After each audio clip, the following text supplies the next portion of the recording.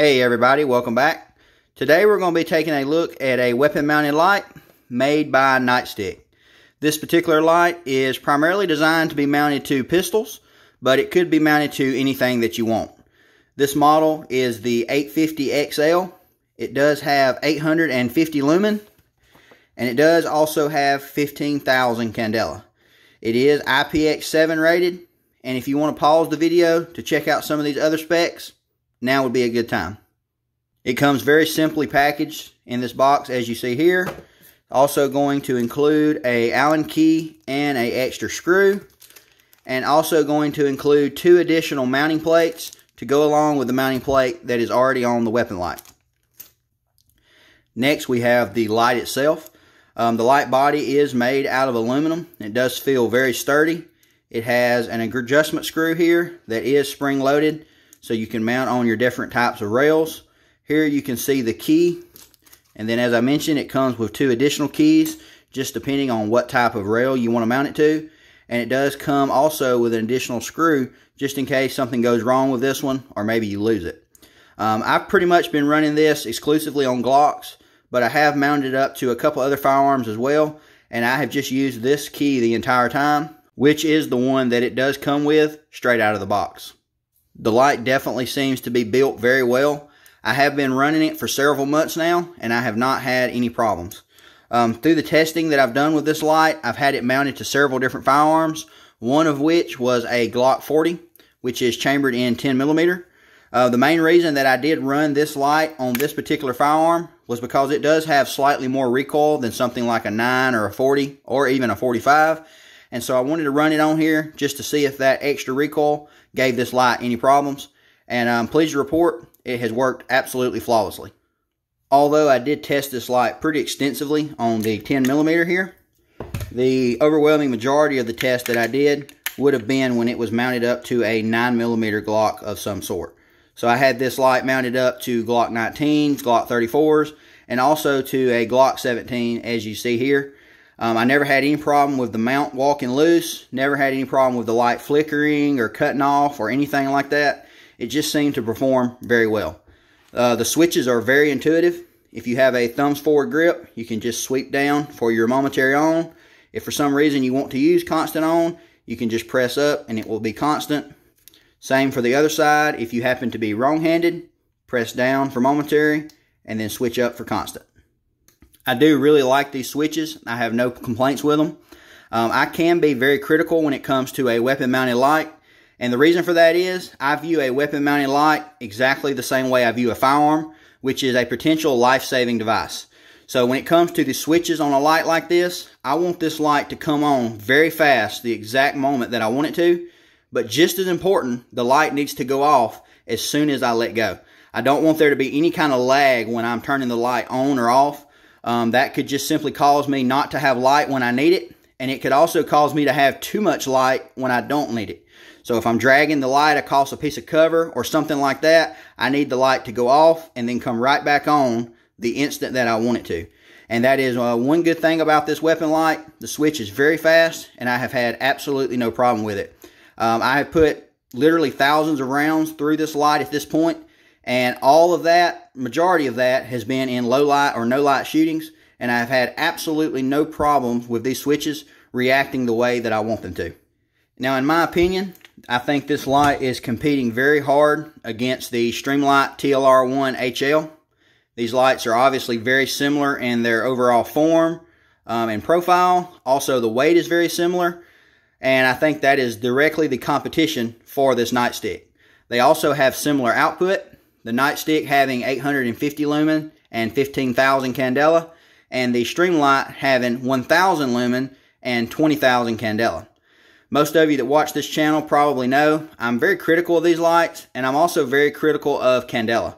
I think candela is far more important than lumen. A lot of companies really like to push how many lumens their lights have these days, and they often leave off the candela, which I do believe to be far more important. Like I said, that is my opinion, but you're going to be really hard-pressed to change my mind. So if you compare these lights side by side, like I said, they are very similar. Their screws are on the opposite side, which is kind of interesting. I do like the head of the screw on the Streamlight better. It has those little wings. Makes it a little bit easier to tighten down with your hand, but really no big deal. They both have toggle switches. The Streamlight here has one solid switch. So you push down for momentary and up for constant. And then the other side, it would be the opposite. It would be up for momentary and down for constant. That is one thing that I do much prefer on the Nightstick. As you can see, the Nightstick switches work independently from each other. So no matter what, you press down for momentary, and then you always press up for constant. So I do really like that about the Nightstick. Also, the Streamlight has this little latch that you flip open to insert your two CR123A batteries. This runs also on the CR123 batteries, but instead of a little latch, you have a simple Phillips head screw. This will hinge open, and you can insert your two batteries. I really don't have a preference on that. Either of those would work fine. I guess I like the Streamlight method a little better because it requires no tools, but I've had absolutely no problems with this one from Nightstick. Another interesting thing about the Nightstick light here is since it is very close in the overall size to the Streamlight TLR-1, you do have some holster compatibility with this weapon light. So if you already have holsters for the Streamlight, for the majority of them, you should be able to mount this Nightstick up and your holsters work just fine. Now, of course, I can't speak for every holster out there, but I am just speaking for the ones that I've tried. So here we have a T-Rex Arms Ragnarok. Fits in there absolutely perfect, has correct retention. You can see how the light comes nice and flush to the end, just like it's supposed to. Also, we have a Safari Land. This is set up as a level 2. You can see it locks in absolutely perfect and works well. This is a kind of an eBay knockoff holster. Not sure about it, but it will fit in there and it works perfect. So that is a really good thing about the Nightstick. There's obviously a ton of holsters out there already for the Streamlight. I'm pretty much devoted to this light at this point because I have lots of different holsters that fit it. But that is a good selling point for the Nightstick. Like I said, I can't speak for every holster company, but for the ones that I have tried, you do have holster compatibility using this light. So now that we've went over this light, we went over holster compatibility, and we've went over how it compares as far as on the tabletop here with the Streamlight. The next thing we're going to do is kill the lights and compare the beams between these two weapon lights indoors, and then also go outside and compare them at a little bit longer range. So first up, we have the Nightstick 850 XL. So the deer heads that you see in front of you are approximately 7 yards or 21 feet. I've got the main hotspot right now on the rifle, and now I've moved it over to the right hand deer head. So obviously at this distance you can see this thing is very bright. It definitely lights up the room. Even if I take the hotspot completely out of frame, it still lights up that entire wall. I mean, you could easily see anything going on. It has a pretty decent spill to it. Kind of has an edge there, but it does kind of just spill out, and it just really lights up the whole room. It is super bright. Next, we have the Streamlight TLR-1 HL. So there I have it once again on that rifle in the middle. Now I've got it over on the right-hand deer head, and then I'm just going to kind of move it out of frame. I have this light now shined completely off camera, straight to my right at the other wall. And you can see it still lights up the deer heads pretty well. This room does have a white ceiling, so the light does reflect. But this light obviously is super bright as well. So that is the Streamlight there on the left-hand deer head. And that is now the Nightstick on the right hand. Both of these lights are obviously really, really bright. They're obviously really close, but you can definitely tell an intensity difference with the Streamlight. I would say they both light the room up pretty well equal. So there is the Nightstick and there is the Streamlight. So I would say they're giving you about equal situational awareness. But as far as the intensity, I can definitely tell that the Streamlight has a little bit more candela. But honestly, at these ranges, either of these lights is going to be very well suited. They both have a lot of candela. They both definitely have a lot of blinding power, and they definitely light up the entire room. So now we're going to compare the beams at a little bit longer distance. So the sidewalk there with the two planters that you see is approximately 10 yards away. The group of trees there is about 50 yards away. and the rock that you see over there is about 75 yards, and then there's a wood line behind it that is about 100 yards. And this is the beam from the Nightstick. So obviously up here up close, super bright. I mean, 10 yards away, this thing is very blinding, very powerful. That group of trees, I can absolutely see. If anybody was standing there or standing kind of behind them, I would have no problem picking them out, or maybe even an animal or something like that. Out there at the rock, I definitely can see the rock. I could see if someone was standing there. If they were kind of crouched down by that rock or maybe by that tree, it would be a little bit harder. And kind of the same goes for that wood line. I absolutely can see the wood line, but I would have a hard time really picking something out of it. Now, if it was an animal or something like that, I'm sure it wouldn't be a problem. But overall, it does pretty good. Doesn't really have that much spill. It does have a little bit, but not as much as I thought it would be, just basing it off what I saw inside. So next we're going to look at the Streamlight. So there is the two planters that are about 10 yards away. There is the group of trees at 50. And there is the rock out there at 75, and then the wood line at 100. Also, straight down through the middle there is a road, and that road is about 200 yards long.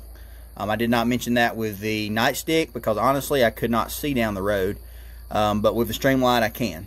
So I don't know if that comes across on camera, but you definitely can tell that this Streamlight just has more candela, and you can also tell that it has a little bit more lumen. Even though it does have much better candela and it really throws that light and it's very intense in one spot, it does also have more spill, and so that's allowing me to just simply see more even when I have the light shining in one spot. So there's the Streamlight shining there on the rock, and now that is the Nightstick. So once again, we have the Nightstick, and then we have the Streamlight. If we go right here on the group of trees, we have the Streamlight, and then we have the Nightstick. So like I said, I don't know how well that comes across on camera, but I definitely would have to give the edge to the Streamlight on this particular test. Don't get me wrong, I do really like the Nightstick, but the Streamlight shown here, having that additional 5,000 candela, really shows up out here. They're both really good lights. They're both really bright. If you're looking at 50 yards and less, like we're looking at now, I think they are both going to serve you well. Inside of 50 yards, the difference is really not that much. But once again, it is noticeable enough with the naked eye. But where the Streamlight is really going to shine, no pun intended, is out at those longer distances. That additional candela is just simply going to give you more throw, and there's really no getting around that. Also, if you're looking to have a hot spot that can really blind someone up close if need be, you definitely are going to get that with the Streamlight a little bit more than with the Nightstick. Overall, both of these lights have been very solid performers, and I really have no complaints with either. I definitely am going to be purchasing more of the Nightsticks in the future because I really do like this light. But I'll have to admit, if you ask me the age-old question of if you could only have one, as much as I hate that question, if I had to pick, it would be the Streamlight. I have no reason not to trust the Nightstick, and I have been happy with it. But the track record of Streamlight and that additional candela, for me, that makes it the clear winner. As you saw in the beam comparison, both of these lights did a really good job and definitely held their own. But I would have to give the slight edge to the Streamlight. Having that little bit more lumen, and more importantly, that additional 5,000 candela, this light was just simply brighter. Especially at extended ranges, you could really see that candela coming through. But even up close, it just gives you a more intense hotspot and allows you to really focus that light in one area. Whether that's for blinding power or anything else, it's just really nice to have that extra candela. With that said, I have no complaints with the Nightstick. I think the output of this light is more than acceptable. I have literally thousands of rounds behind this exact weapon light, and I've had absolutely no problems with it of any kind. I've shot this light all the way out to 100 yards at night on handguns, and it has more than enough output to do the job. So although I do still slightly prefer the Streamlight, if I could only have one, which is obviously a very hypothetical question, I still like the Nightstick. I'm definitely going to purchase a few more of these because I like it that much, and I would recommend it to you guys. I put a big emphasis on weapon lights because I believe they are so important. But at this point, after testing this light a good bit, I would recommend it, and I would trust my life to it if need be. I hope y'all enjoyed this video and found the information helpful. If you are in the market for this style of weapon light, I definitely recommend that you check out the Nightstick 850 XL. I think you'll really enjoy it. Also, if you would, stay tuned to the end and check out the shooting footage. You can see me testing this light in all kind of different situations, low light and no light, close and long range. And also I did some shooting in the rain with it as well. So if you're into that, stay to the end, check out the shooting footage. Also, if you're not following me on Instagram, I would appreciate that as well. If you would like to contact me directly for any reason, that is the best place to do so. And as always, thanks for watching. See y'all next time.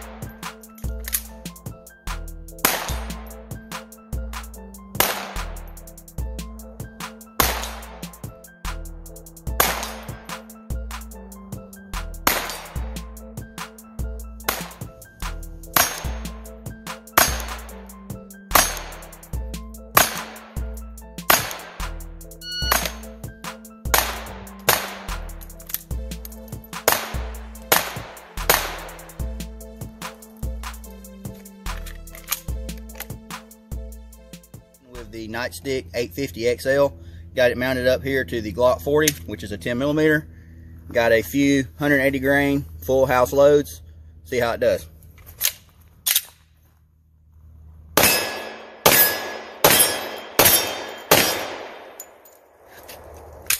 Well, so far so good.